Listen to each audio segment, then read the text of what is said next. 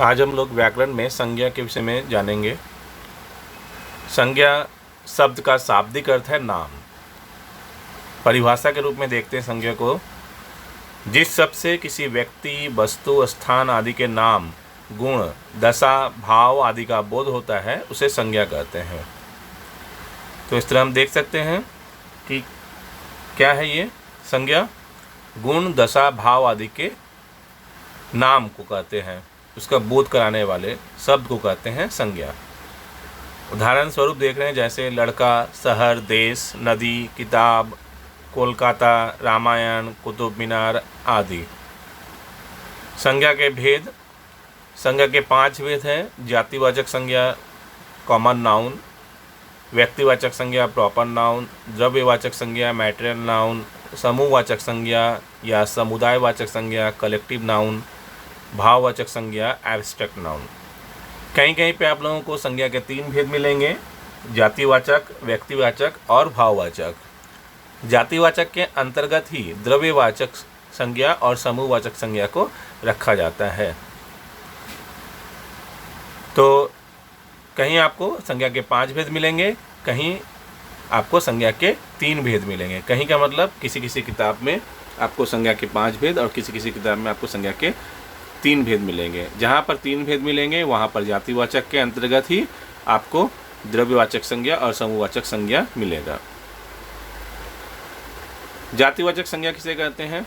जिस संज्ञा शब्द से किसी व्यक्ति, वस्तु, स्थान की संपूर्ण जाति का बोध होता है उसे जातिवाचक संज्ञा कहते हैं। जैसे मनुष्य, गाय, कुत्ता, बिल्ली, भैंस, पुस्तक, पहाड़, नदी, शहर, देश आदि। व्यक्तिवाचक संज्ञा किसे कहते हैं? जिस संज्ञा शब्द से किसी निश्चित व्यक्ति, वस्तु, स्थान आदि का बोध होता है उसे व्यक्तिवाचक संज्ञा कहते हैं। जैसे राम, मोती, रामायण, गंगा, भारत, कोलकाता, हिमालय, ताजमहल, लाल किला आदि। उदाहरण के माध्यम से हम लोग जातिवाचक एवं व्यक्तिवाचक संज्ञा के अंतर को समझते हैं तो और भी ज़्यादा ये क्लियर हो जाएगा। देख लीजिए कैसे। जैसे जातिवाचक में मान लीजिए लड़का दिया है, जब उसका कोई नाम पड़ जाता है व्यक्तिवाचक बन जाता है। जैसे मोहन, अगर लड़का है तो जातिवाचक, मोहन है तो व्यक्तिवाचक। नदी है तो जातिवाचक, गंगा है तो व्यक्तिवाचक, देश है तो जातिवाचक, भारत है तो व्यक्तिवाचक, शहर है तो जातिवाचक, कोलकाता है तो व्यक्तिवाचक। मतलब कोई भी नाम अगर है शहर का, कोलकाता, पटना, बंगलोर, चेन्नई, मुंबई, तो वह क्या बन जाता है? व्यक्तिवाचक बन जाता है। पुस्तक है तो जातिवाचक, रामायण, गीता, महाभारत कुछ इस तरह का, रामचरितमानस, ये सब, कुरान, बाइबल, कुछ भी नाम अगर है तो व्यक्तिवाचक। पहाड़ है तो जातिवाचक, अगर उसका नाम पड़ गया हिमालय, अरावली, विंध्याचल, एंडीज, रॉकी कुछ भी, तो व्यक्तिवाचक बन जाएगा। द्रव्यवाचक संज्ञा किसे कहते हैं? जिस संज्ञा शब्द से किसी द्रव्य पदार्थ अथवा धातु का बोध होता है उसे द्रव्यवाचक संज्ञा कहते हैं। जैसे लोहा, सोना, चांदी, पीतल, तांबा, कोयला, पानी, दूध, तेल, पेट्रोल, चाय, ऊन, लकड़ी, प्लास्टिक आदि। समूहवाचक या समुदायवाचक संज्ञा। जिस संज्ञा शब्द से समूह या समुदाय का बोध होता है उसे समूहवाचक या समुदायवाचक संज्ञा कहते हैं। जैसे परिवार, एक जन से तो परिवार होगा नहीं, तो एक से ज़्यादा आदमी रहता है, इसलिए उसको समूहवाचक संज्ञा के रूप में लिए। भीड़, अकेले से तो भीड़ होने वाली है नहीं, ज़्यादा संख्या में चाहिए, तो भीड़ क्या हो गया आपका? समूहवाचक या समुदायवाचक। कक्षा, एक जन को पढ़ाना कक्षा नहीं होता है, एक से ज़्यादा चाहिए बच्चे, छात्र। सभा, मीटिंग अटेंड करना है, सभा करना है, तो एक से हो तो होगा नहीं। सेना, सेना भी उसी तरह से, अगर सैनिक बोलते हैं तो जातिवाचक और सेना बोलते हैं तो क्या हो जाएगा? समूहवाचक।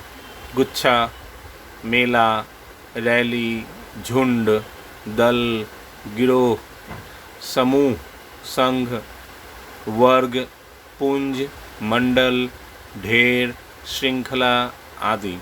ये सभी उदाहरण जो हैं ये समूहवाचक के उदाहरण है। 5 नंबर है भाववाचक संज्ञा।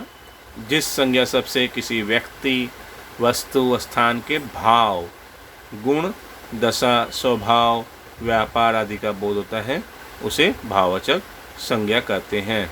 जैसे बुढ़ापा, मिठास, सुंदरता, दया, स्नेह, स्वतंत्रता, लंबाई, वीरता, ममता, बचपन, प्रेम, क्रोध, शत्रुता, जवानी, मानवता, नारीत्व, आलस्य, दानवता, भूख, मूर्खता, स्वास्थ्य, अमीरी, लोभ, अच्छाई, कायरता, चतुराई, गर्मी, सर्दी, लड़ाई, मिलाप, लड़कपन, दास्ता, पशुता, नम्रता, खूबी, ऊपरी, बाहरी, अहंकार, परायापन, चमक, बनावट, गर्माहट, बौखलाहट, घबराहट, सजावट, निकटता, शीघ्रता आदि।